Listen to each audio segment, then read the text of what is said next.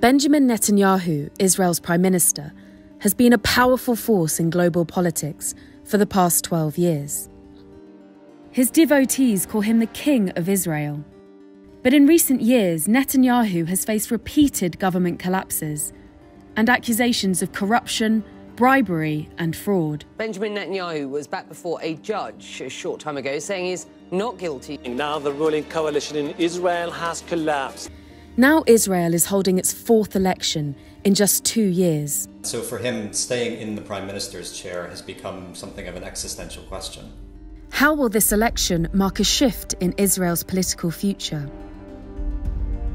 You submitted your questions to Anshel Pfeffer, the Economist's Jerusalem correspondent, and Greg Karlstrom, Middle East correspondent. Here are their answers. How is Netanyahu doing in the polls?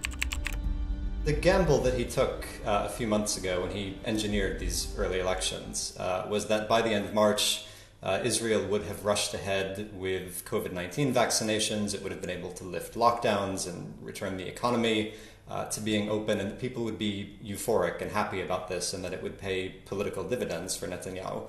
And of course, some of that has happened. It hasn't paid the sorts of political dividends that Netanyahu hoped it would.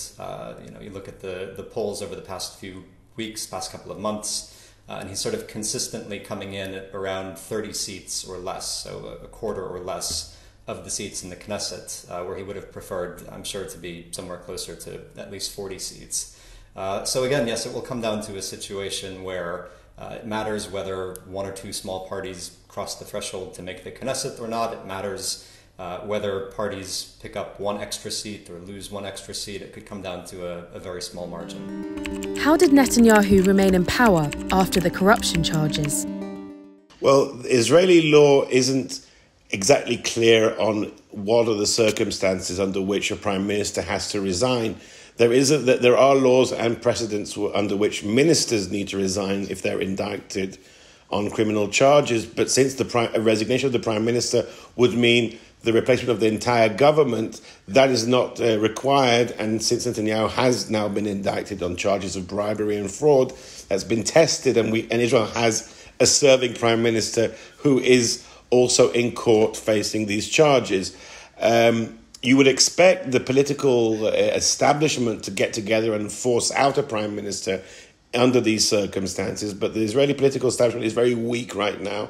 It's split into many parties. Netanyahu's own party is completely under his control, and his allies also have an interest in him remaining in position. So it's been impossible to force Netanyahu to resign. What will happen with Netanyahu's corruption charges if he becomes prime minister again? So 13 days after the election on April the 5th, Netanyahu is actually scheduled to be back in court. And whatever happens in the election, that session in court won't go away, it won't disappear. But what Netanyahu does hope, if he does manage to gain a majority in the next Knesset, is that he'll have finally enough for supporters for a law which could grant him immunity from prosecution while he's serving prime minister. Another thing he'd like to do is he'd like to fire or replace the attorney general who's brought these charges and appoint to that position someone who may decide to revisit the charges. But right now, he's on track to go back into court. He's the defendant while being the serving and perhaps also the next prime minister. Right, and that goes back to this question of why Israel keeps going to election after election. It's because Netanyahu, if he were to lose power, if he were to relinquish his grip on the premiership, he doesn't have these avenues to try and block or end the corruption trial against him. He would be just an ordinary member of parliament. He would be ineligible to serve as a minister. And he would lose the ability to try and steer through a law that grants him immunity or try to remove the attorney general. And so for him, staying in the prime minister's chair has become something of an existential question. What explains the crisis in government that led to this election and those in 2019 and 2020? For the last 2 years, Binyamin Netanyahu, despite being the serving prime minister, hasn't had a majority in Israel's parliament, the Knesset, supporting his government. And that's been a situation also basically since the end of 2018 and following the last three elections, the parties supporting him have failed to gain a majority. Despite the opposition in two of these elections having on paper a majority which supported the challenger in those three elections, Benny Gantz, those parties failed to work together, partly for reasons of the major political diversity between them. Israel's basically been in political limbo now for 2 years, and that's why Israel is now having its fourth election in less than 2 years. What has Netanyahu been like as Prime Minister for the past 12 years?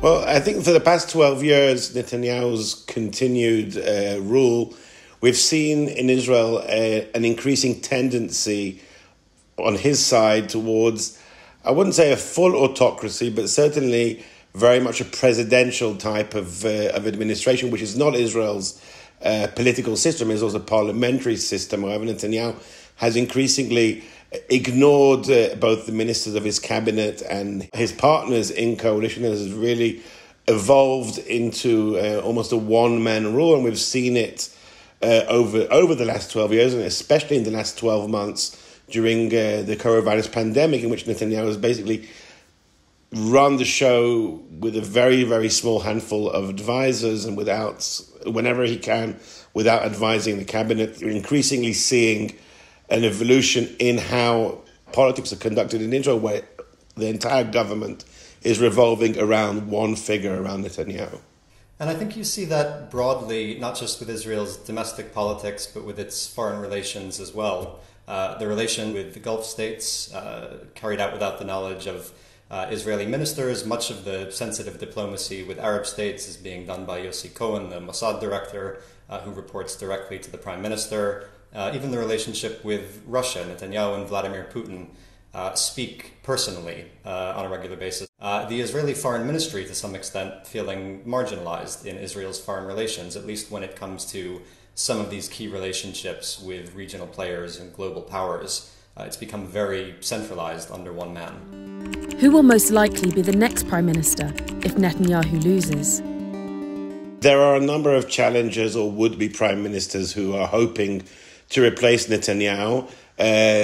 According to the polls, the one with the biggest party after Likud is Yair Lapid, a centrist politician, former journalist and chat show host, who's been already for 9 years in politics trying to build a base in the centre ground, which he is succeeding in doing. However, he hasn't really managed to break beyond that block of centrist voters and to make any headway further into the right, where most of the Israeli voters are right now. There are two other challenges on the right. There's Naftali Bennett, a former aide to Netanyahu, a former minister in his government, who is the leader of a smaller right-wing party, and he may even emerge as a kingmaker in this election. He could be the one holding the balance between a majority for the Netanyahu bloc or for an alternative coalition. So he certainly is a contender for prime minister. And the third contender is Gideon Sa'ar, another former Likud minister who broke away from Likud just 3 months ago and set up a party which is basically another Likud, just a Likud which is against Netanyahu. To be another prime minister in Israel, first of all, they have to work out a way to work together and to find a majority that will appoint one of them as prime minister, and that's going to be their biggest obstacle, deciding which of them will be the leader of this new bloc. And of course, the one person who will absolutely not be the next prime minister is Benny Gantz, who was the main opponent to Netanyahu in the previous two elections, who ultimately, after the previous election, joined a unity government, formed a coalition with Netanyahu.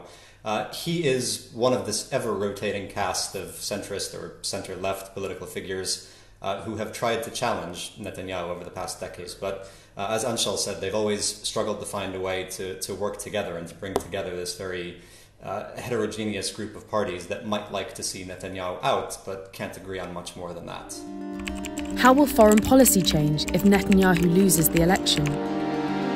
Well, I think if you look at certainly the relationship with America, which is Israel's most important foreign relationship, Netanyahu has had difficult relations with democratic administrations going back decades.